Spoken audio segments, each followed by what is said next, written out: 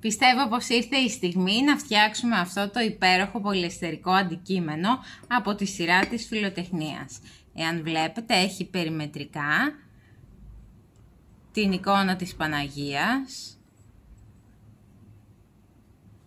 με τον Ιησού Χριστό και πάμε να το φτιάξουμε παρέα. Αφήνω στην άκρη το καπάκι του και βάζω στο πιατελάκι μου τα χρώματα που θα χρησιμοποιήσω. Ξεκινάω με ένα μπέζ,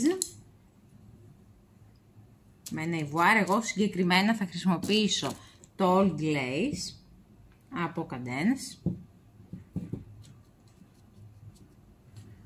για να βάψω το πρόσωπο και τα χέρια.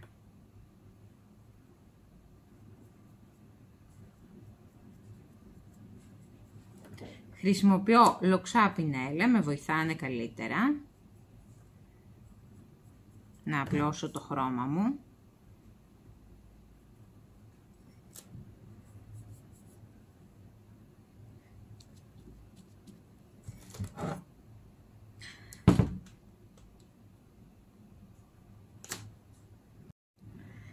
Δεν έχω περάσει κάποιο αστάρι στο πολυεστερικό μου αντικείμενο, βάφεται απευθείας είτε με ακριλικό, είτε με υβριδικό, είτε με χρώμα κυμολίας.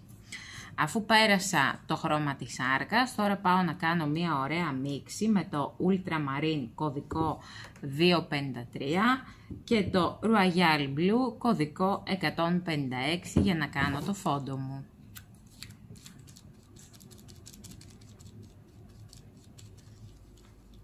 Εσείς μπορείτε να χρησιμοποιήσετε ό,τι χρώματα θέλετε, ό,τι αποχρώσεις θέλετε. Πολύ ωραία.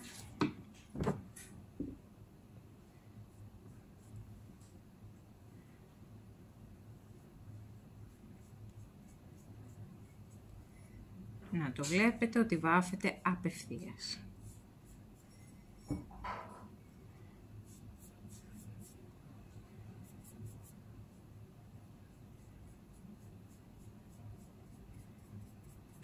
Και θα είναι ένα υπέροχο κουτάκι όπου μπορείτε να έχετε το λιβάνι σας, τα καρβουνάκια.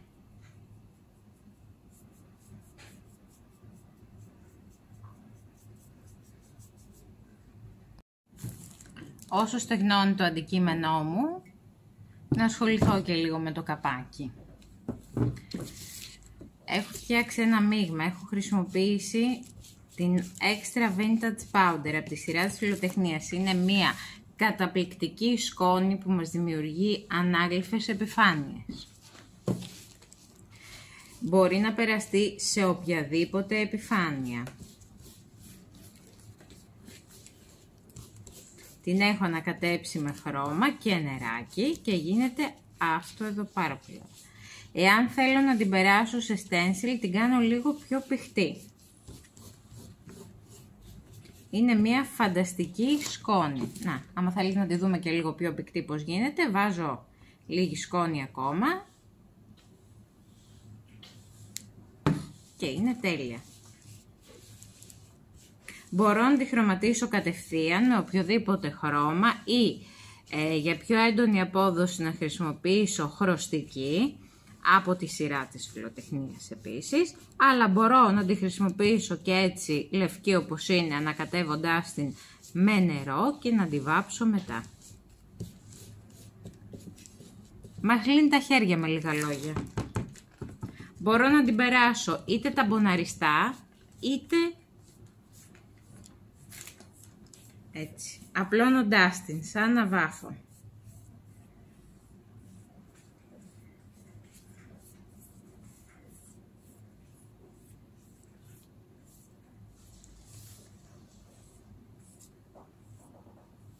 Στεγνώνω και άμα θέλω περνάω και δεύτερη στρώση και τρίτη στρώση, όσες στρώσεις θέλω.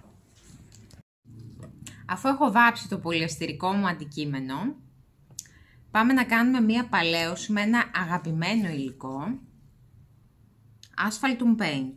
Έχω αραιώσει στο πιατελάκι μου με άοσμο διαλύτη.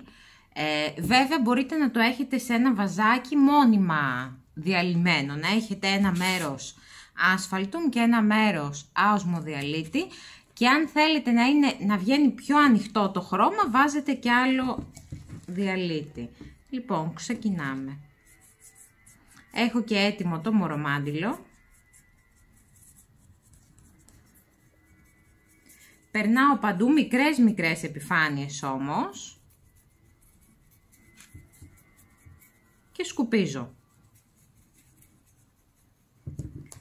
Κάνει φανταστική παλαίωση και μπορείτε να το εφαρμόσετε παντού.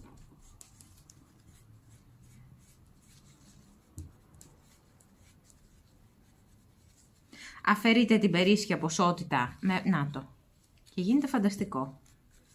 Με μορομάντιλο.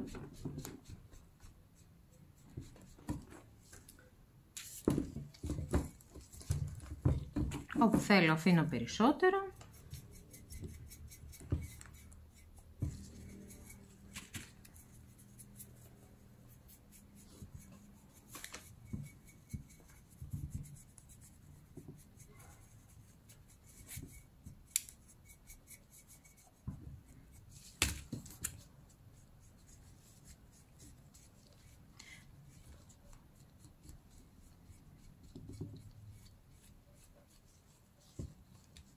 Εσείς, όπως είπα και πριν, μπορείτε να το έχετε έτοιμο στο βαζάκι σας, αραιωμένο, και να το χρησιμοποιείτε. Όσο λιγότερο αραιωμένο, τόσο πιο σκούρο είναι, νομίζω το καταλαβαίνουμε, και όσο περισσότερο το αραιώνετε, τόσο αντωνίζει το χρώμα.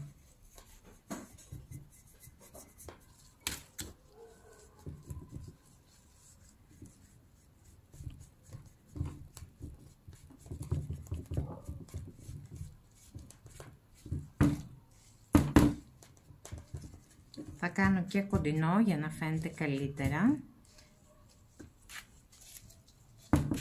Το γυρίσω έτσι, νομίζω φαίνεται καλύτερα.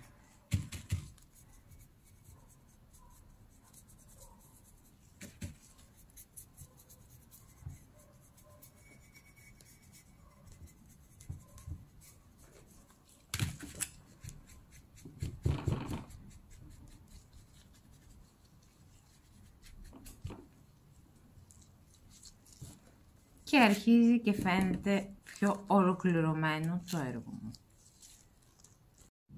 Αφού πέρασα την ωραία μου παλαίωση με το Asphaltum Paint, πάμε να κάνουμε και κάποια φωτίσματα. Με ένα στεγνό πινέλο παίρνω ελάχιστο χρώμα, το περισσότερο από ό,τι βλέπετε το αφαιρώ και ξεκινάω να κάνω φωτίσματα.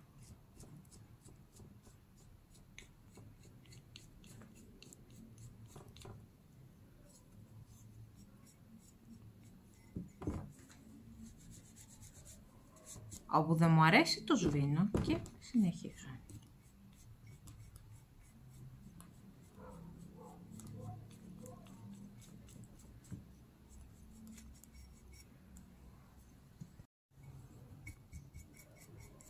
Δεν βάζω πολύ χρώμα στο πινέλο μου, βάζω ελάχιστο χρώμα όπως έχουμε πει, τα μπονάρω καλά. Για να πετύχω ωραία φωτίσματα.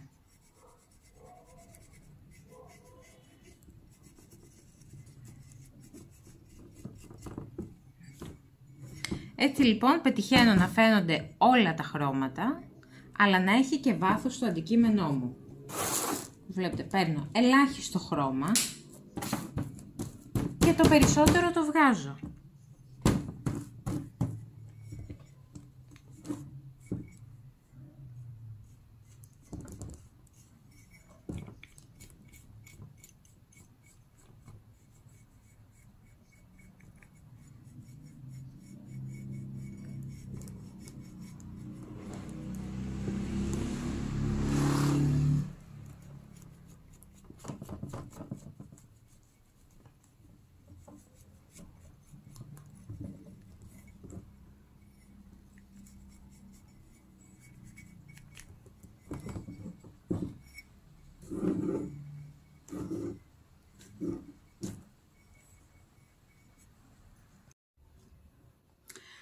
Έτοιμο λοιπόν το πολυεστερικό μου αντικείμενο μετά τα φωτίσματα.